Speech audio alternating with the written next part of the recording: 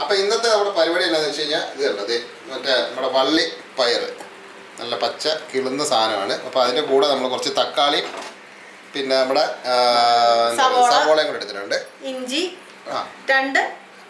വെളുത്തുള്ളി.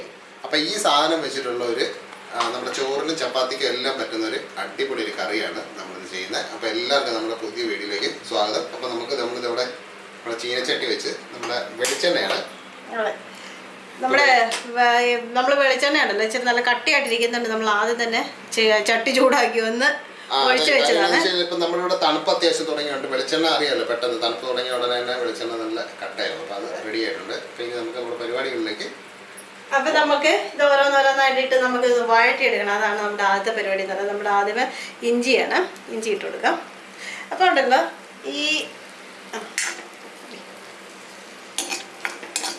ഇതെല്ലാം ഒന്ന് നന്നായിട്ട് വഴറ്റിയെടുക്കണേ. നമ്മൾ ഒരു 1/4 ഇഞ്ച് വലുപ്പമുള്ള ഇഞ്ചി മാത്രമേ എടുത്തിട്ടുള്ളൂ. 2 ചെറിയ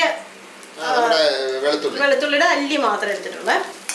അതിന് ആവശ്യമുണ്ട്, കാരണം നമുക്ക് എന്തുമാത്രം ക്വാണ്ടിറ്റി ആവശ്യമുണ്ട് അതിനനുസരിച്ച്. അല്ലെങ്കിൽ ഒത്തിരി അങ്ങ് വെളുത്തുള്ളിയുടെ ഒരു ഭയങ്കര ഫ്ലേവർ വരും. അപ്പൊ അത് എല്ലാവർക്കും ഒന്നും ഇഷ്ടപ്പെടണമെന്നില്ല. ഇപ്പൊ വെളുത്തുള്ളി ഒട്ടും ഇഷ്ടം അല്ലെങ്കിൽ വെളുത്തുള്ളി ചേർത്തില്ലെങ്കിലും കുഴപ്പമൊന്നുമില്ല. സവോള ചേർത്ത് കൊടുക്കാം. സവോള നമ്മൾ ചെറുതായിട്ട് കട്ട് ചെയ്തെടുക്കാം. അതെ, ഇതൊരു ചെറിയ സവോള മാത്രം. ഇതിന് അധികം എണ്ണയുടെ ആവശ്യമില്ല കേട്ടോ, നമ്മളൊന്ന് വഴറ്റിയെടുക്കുക എന്നതാണ് നമ്മുടെ ആദ്യത്തെ പരിപാടി എന്ന് പറയുന്നത്. അപ്പൊ ഇനി നമുക്ക് തക്കാളി കൂടെ ചേർത്ത് കൊടുക്കാം. ഒരുപാട് ഗോൾഡൻ ബ്രൗണും ആകണ്ട, വേണ്ട, ഇതൊന്നും ഒന്ന് വാടി കിട്ടിയാൽ മാത്രം. അതെ, വാടി കിട്ടിക്കഴിഞ്ഞാൽ പിന്നെ നമ്മുടെ പരിപാടികളൊക്കെ വളരെ വേഗം നടക്കും. അപ്പൊ നമുക്ക് ഒരു പൊടി ഉപ്പ് കൂടി ഇട്ട് കൊടുക്കാം. അപ്പൊ വേഗം തന്നെ നമ്മുടെ സംഭവങ്ങളെല്ലാം വാടി കിട്ടും. സാധാരണ നമ്മൾ ഈ പയർ കിട്ടി കഴിഞ്ഞാൽ എന്തെങ്കിലും മെഴുക്കുവരട്ടിയോ തോരനോ അങ്ങനത്തെ സംഭവങ്ങളൊക്കെ വ്യത്യസ്തമായ അത്യാവശ്യം ഗ്രേവിയൊക്കെ ഉള്ളത് ഒരു കറി ടൈപ്പാണ്.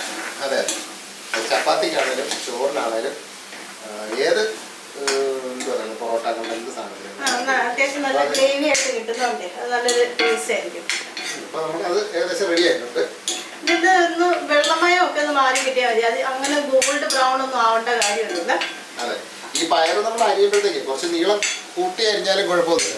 ഇച്ചിരി നീളം കൂട്ടി വേണമെങ്കിൽ അരിയാവേ. ഇതിപ്പോ നമ്മള് സാധാരണ നമ്മള് മെഴുക്കുവരട്ടിക്കൊക്കെ അരിയുന്ന ഒരു വലിപ്പത്തിൽ ഇതിപ്പോ നമ്മുടെ മെഴുക്കുവരട്ടി പരിപാടി മാത്രമേ ഉള്ളൂ. നമ്മുടെ ഒരു ഇത്രയൊക്കെ വലുപ്പത്തിലൊക്കെ വേണമെങ്കിൽ നമുക്ക് അരിഞ്ഞെടുക്കാം. കറക്റ്റായിട്ട് വേണം, 2.5 ഇഞ്ച് മെഷർമെന്റിൽ വേണം. അതിന്റെ കറിയൊക്കെയല്ലേ.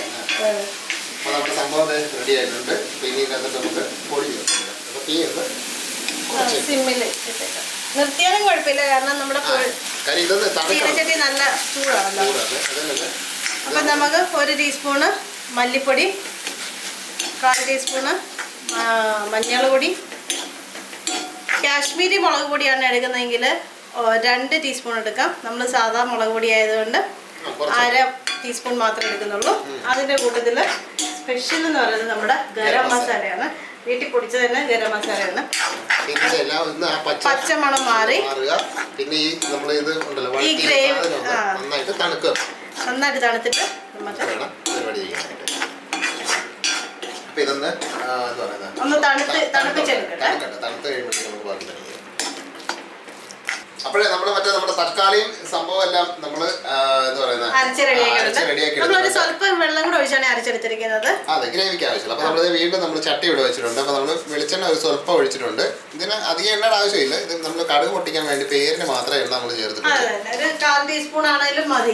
അപ്പൊ കടുക് നമ്മൾ ചേർത്ത് കൊടുത്തിട്ടുണ്ട്. അപ്പൊ അതിന്റെ കൂടെ 4-5 കറിവേപ്പില ഒഴിച്ചു കൊടുക്കാം. അതെ, ഇനി നമുക്ക് ഇതിനകത്തോട്ട് നമ്മുടെ പയർ ചേർത്ത് കൊടുക്കാം. നമ്മുടെ ഗ്രേവി നന്നായിട്ട് വെന്തതാണല്ലോ, അപ്പൊ അത് കാരണമാണ് നമ്മൾ ആദ്യം തന്നെ പയർ ചേർത്ത് കൊടുത്ത് ഒന്ന് ഇളക്കിയതിന് ശേഷം വേണം നമുക്ക് ഗ്രേവി ചേർത്ത് കൊടുക്കാനായിട്ട്. അപ്പൊ ഇതിലേക്ക് നമ്മള് ഉപ്പ് കൂടി ഇട്ട് കൊടുക്കുകയാണ്. ആവശ്യത്തിനുള്ള ഉപ്പ് കൂടെ, കറിക്ക് ആവശ്യമായിട്ടുള്ള ഉപ്പ് നമുക്ക് ചേർത്ത് കൊടുക്കണം. അപ്പൊ അതും കൂടെ ചേർത്ത് കൊടുത്തിട്ട് നമുക്കൊന്ന് ജസ്റ്റ് ഒന്ന് ഇളക്കിയേക്കാം. ഇളക്കിയിട്ട് വേണം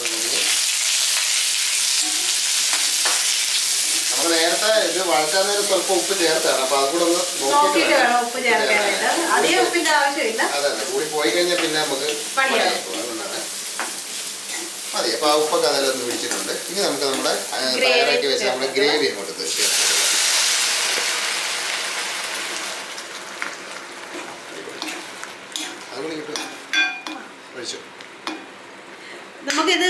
എത്രമാത്രം ഗ്രേവി വേണം നോക്കിയിട്ട് കൂട്ടുകയോ കുറയ്ക്കുകയോ ഒക്കെ ചെയ്യാവേ. അതെ, ഈ കറിവേപ്പിലയ്ക്ക് പകരം ഉണ്ടല്ലോ അവസാനം നമുക്ക് മല്ലിയില ചേർത്താൽ സംഭവം നല്ല അടിപൊളിയായിരിക്കും. അപ്പൊ ഇനി ഇതൊന്ന് അടച്ചിരുന്ന് വേകട്ടെ.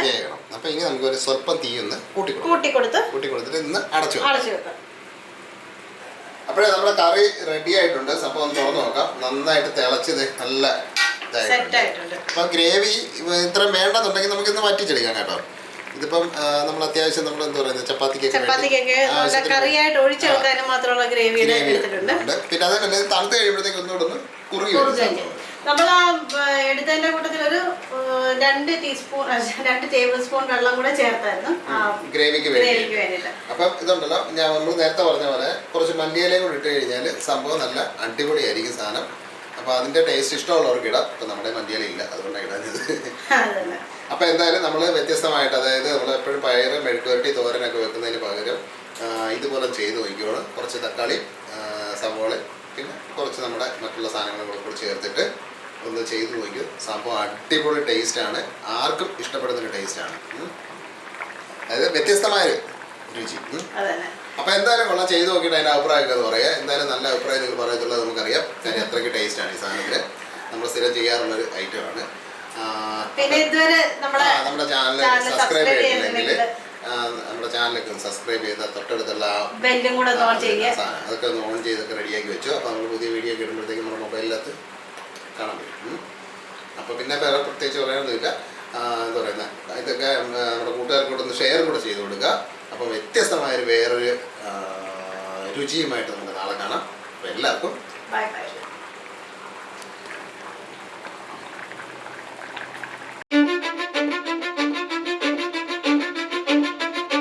I don't give a fuck what you say. Yeah, I'ma do shit my way. So you can go kick rocks, I'ma stack bricks up, build what I want to make. Yo, I got a lot of shit to say, so I'ma do this every day. I'll be writing things until I'm